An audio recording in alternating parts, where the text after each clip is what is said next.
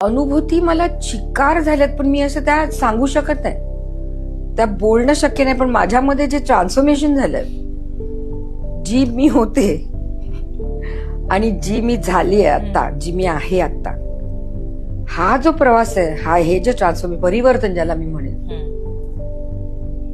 ते शब्दच नाहीत माझ्याकडे ते बोलण्यासाठी. मला माहितीच, म्हणजे मी ती पूर्वीची जी होते ती गेलीच कुठेतरी, खतम झाली, संपली. आणि जर हा माझ्या आयुष्याचा असा टप्पा जर नसता झाला, जर मी माझ्यात हा बदल नसता झाला आणि मी जी तशीच असते जी पूर्वी होते, तर मी आतापर्यंत कदाचित जिवंतच नसते.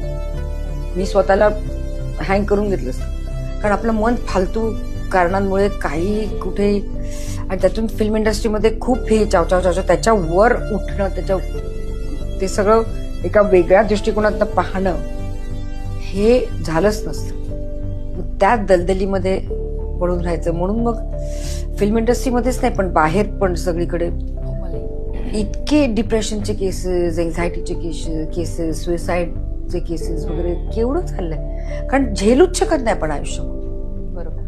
म्हणजे आयुष्य झेलण्यासाठी तुमच्यात परिवर्तन हवं ना.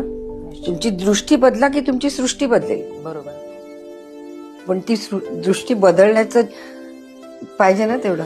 ते कोण करणार आपल्यासाठी? कोणतर कोणाचा तरी हात धरायलाच लागतं. फिल्म इंडस्ट्रीमध्ये मला आज कोणी फोन नाही केला, मला आज काय सिरियल नाही मिळाली, मला आज काय फिल्म नाही मिळाली, म्हणून इन्सेक्युरिटी आणि ते सगळं बापरे.